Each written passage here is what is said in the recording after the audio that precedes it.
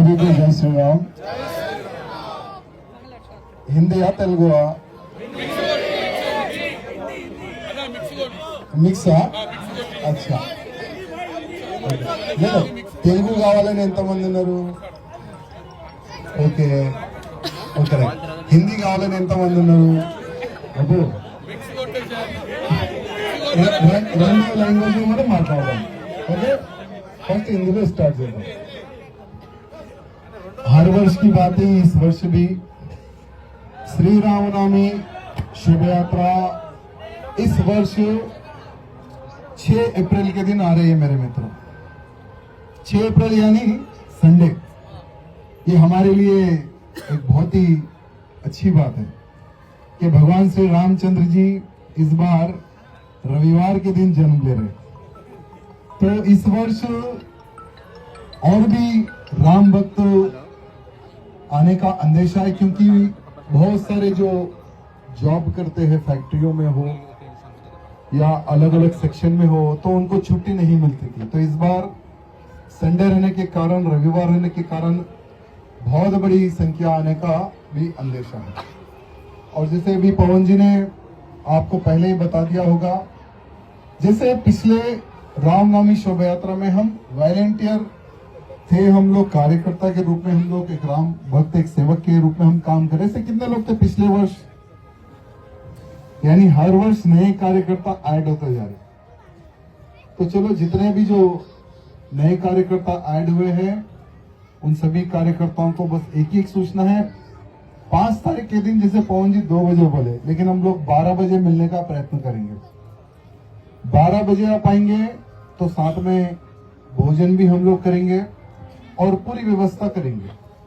जैसे 4 से 5 6 व्हीकल रहती है, मूर्तियां रहती है, प्रतिमाएं भगवान रामचंद्र जी की और दूसरी उन सभी को हम लोग ठहर कर सजाने का काम करेंगे. और रात का भी भोजन साथ में ही होगा.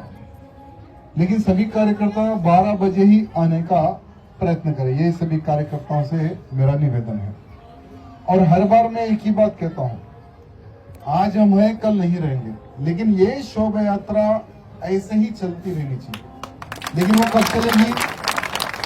जैसे आज हम कोई मंच नहीं बनाते और ना ही हम लोग चेयर डालते. क्यों? क्योंकि हम सब एक हैं. इसलिए कल हम रहो या ना रहो, या शोभा यात्रा प्रारंभ होनी चाहिए. क्यों? क्योंकि आज भाग्यनगर की श्री रामनवमी शोभा यात्रा देखकर हर राज्य में बड़े ही धूमधाम से शोभा यात्रा प्रारंभ हुई है. मुझे बिहार से, बंगाल से, आज तो नेपाल से मुझे कॉल आया कि भाई हम आपकी जैसी शोभा यात्रा हम लोग यहाँ पे प्रारंभ करें नेपाल में. और बंगाल में प्रारंभ हो गया है, बिहार में, महाराष्ट्र में, लगभग बहुत सारे क्षेत्रों में, कर्नाटक में, राजस्थान में, बहुत सारे क्षेत्रों में, हर राज्य में शोभा यात्रा प्रारंभ हो चुकी है. तो ये जो श्रेय जाता है ना, ये सब आप लोगों पर जाता है. क्योंकि हर बार मैं क्या कहता हूँ, यहाँ जो शोभा यात्रा जो निकलती है केवल एक व्यक्ति नहीं, हम सब लोगों की शोभा यात्रा है. इसलिए मैं हर बार सभी कार्यकर्ताओं को भी कहता हूँ, सभी को हम इन्वाइट भी जो करते हैं ना, हम सबकी बोलते हैं ये जो शोभा यात्रा निकलती है हमारे राम भक्तों द्वारा निकलती है और ये हमारे पूरे कार्यकर्ता ही शोभा यात्रा निकालते हैं. इसलिए एक व्यक्ति देखो कभी भी कुछ भी हो सकता है. तो यहाँ शोभा यात्रा हमारे मंच पे जितने भी अधिकारी गण हैं उनको भी मैं आज बताना चाहूंगा, रहो ना रहो कोई नहीं, लेकिन ये शोभा यात्रा रहनी चाहिए.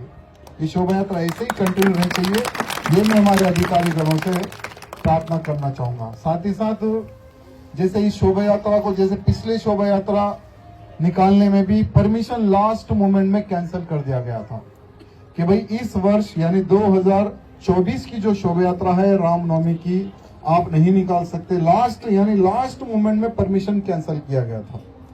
तो बड़े ही संघर्ष से, लेकिन आप सब लोगों के सहयोग से पिछले वर्ष शोभा यात्रा बड़ी ही धूमधाम से निकली है. हमने इस बार यहाँ डिसाइड किया है कि हम लोग परमिशन ही नहीं पूछेंगे. इस बार हम परमिशन नहीं पूछेंगे और ना ही कुछ बोलेंगे. हम पिछले वर्ष जितने ही धूमधाम से शोभा यात्रा निकाले थे, इस वर्ष भी वैसे ही हम लोग धूमधाम से शोभा यात्रा निकालेंगे. एक एक कुछ दिन पहले पुलिस के हमारे बड़े अधिकारीगण मेरे पास आए।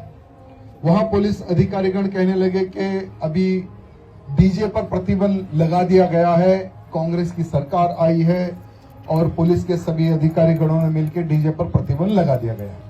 तो थोड़ा आप भी अगर डीजे नहीं लगाएंगे तो ठीक रहेगा।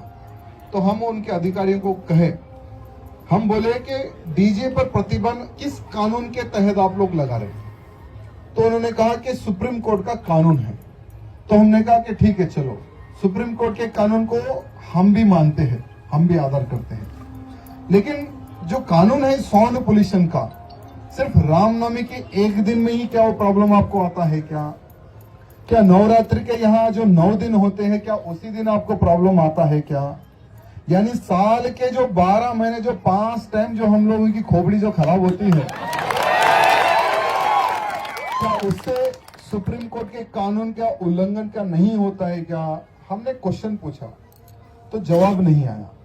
उन्होंने कहा कि आप एक बार हमारी विनती सुनिए, आप थोड़ा साउंड के ऊपर ध्यान दीजिए।